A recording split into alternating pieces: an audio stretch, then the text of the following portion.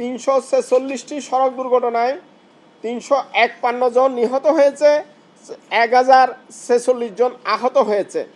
এবারের ঈদযাত্রার প্রতিবেদন আপনাদের সামনে তুলে ধরছি। ঈদযাত্রায় সড়ক দুর্ঘটনা প্রতিবেদন প্রকাশ উপলক্ষে বাংলাদেশ যাত্রী কল্যাণ সমিতি আয়োজিত সংবাদ সম্মেলনে উপস্থিত গণমাধ্যমের সকল বন্ধুদের স্বাগত জানাচ্ছি। প্রতি বছর ঈদকেন্দ্রিক সড়ক দুর্ঘটনা বেড়ে যাওয়ায় 2016 সাল থেকে যাত্রী কল্যাণ সমিতি সরকারের সংশ্লিষ্টদের ঘুম ভাঙাতে নিয়ন্ত্রক সংস্থা ও আইনশৃঙ্খলা রক্ষাকারী বাহিনীকে মাঠে সক্রিয় রাখতে এবং জনসচেতনতা তৈরি করতে প্রতি বছর ঈদের আগে এবং পরে দেশের যাত্রী সাধারণের নানান দাবি দাওয়া নিয়ে আপনাদের সামনে বরাবরই হাজির হই। এবারও সদ্যবিদে এই যাত্রায় সড়ক দুর্ঘটনা প্রতিবেদন নিয়ে আপনাদের সম্মুখে হাজির হলাম।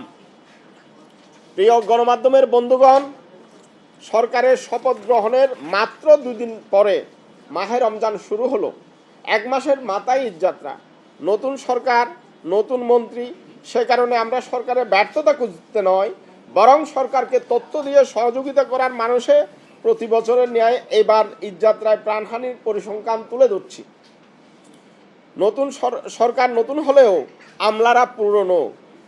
পূর্বের মাফিয়া নেতাদের অনুসারী বাস মালিক সমিতি এবং শ্রমিক ফেডারেশনের বর্তমান সরকার সমর্থিত নেতাদের চাপে আওয়ামী লীগ সরকারের মতো এবারও সড়ক পরিবহন মন্ত্রণালয়, রেলপথ মন্ত্রণালয়, নৌ পরিবহন মন্ত্রণালয়, বিআরটিএ, বিআইডব্লিউটিএ, পুলিশ ও আইনশৃঙ্খলা রক্ষাকারী বাহিনীর বিভিন্ন সংস্থার ঈদ ব্যবস্থাপনা সভায় লাখো যাত্রীদের পক্ষে কথা বলার মতো যাত্রী ও নাগরিক সমাজের কোনো প্রতিনিধি এবারও রাখা হয়নি। মালিকদের একচেটিয়া সুবিধা লুফে নিতে এমন অপকৌশলের আশ্রয় নিয়েছে বলে আমরা অভিযোগ করছি। অন্তর্বর্তী সরকারের সময়ে বাস মালিক সমিতি ও শ্রমিক সংগঠনের প্রভাবমুক্ত থাকায় বিগত 2টি ঈদযাত্রা খানিকটা স্বস্তিদায়ক হয়েছিল, যা সর্বমহলে প্রশংসা পেয়েছে। এবারের ঈদে বাস মালিক সমিতি ও শ্রমিক ফেডারেশনের প্রভাবের কারণে ভাড়া নৈরাজ্য, সড়ক দুর্ঘটনা, পরিবহনে বিশৃঙ্খলা অতীতের 2টি ঈদের তুলনায় বেড়েছে। অতীতের মতো সরকারের মনিটরিং ব্যবস্থা ছিল বরাবর বাস মালিক সমিতি নিয়ন্ত্রিত।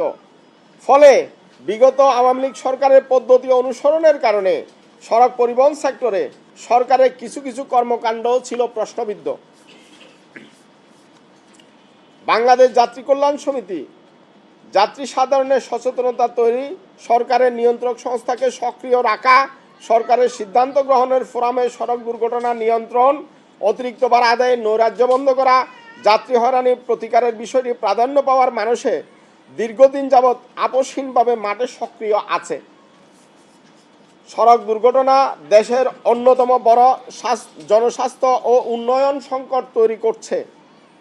বাংলাদেশের সড়ক দুর্ঘটনায় আনুষ্ঠানিকভাবে রিপোর্টকৃত মৃত্যুর সংখ্যা বাস্তব অনুমানভিত্তিক মৃত্যুর সংখ্যার মধ্যে বড় ফারাক রয়েছে বলে জাতিসংঘ মনে করে।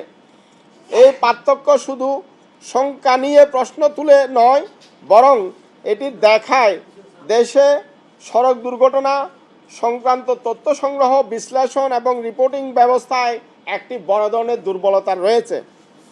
প্রিয় সাংবাদিক বন্ধুরা, পবিত্র ঈদুল ফিতরে দেশের সড়ক মহাসড়কে 346টি সড়ক দুর্ঘটনায় 351 জন নিহত হয়েছে, 1046 জন আহত হয়েছে।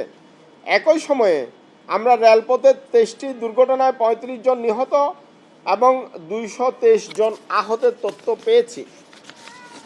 নৌপথে 8টি দুর্ঘটনায় 8 জন নিহত, 19 জন আহত হয়েছে এবং 3 জন নিখোঁজের তথ্য রয়েছে।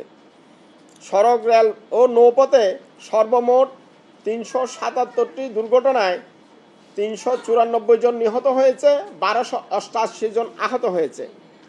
বাংলাদেশ যাত্রী কল্যাণ সমিতির সড়ক দুর্ঘটনা মনিটরিং সেলের প্রতিবেদনে এই তথ্য উঠে এসেছে। একই সময়ে জাতীয় অর্থোপেডিক পঙ্গু হাসপাতালে সড়ক দুর্ঘটনায় আহত হয়ে 2178 জন ভর্তি হয়েছেন। সম্প্রতি সময়ে ইরাক ইসরায়েল যুদ্ধে গত 15 দিনে হতাহতের সংখ্যা বিশ্লেষণ করলে বাংলাদেশের সড়ক দুর্ঘটনায় হতাহতের সংখ্যা তার থেকেও কয়েক গুণ বেশি।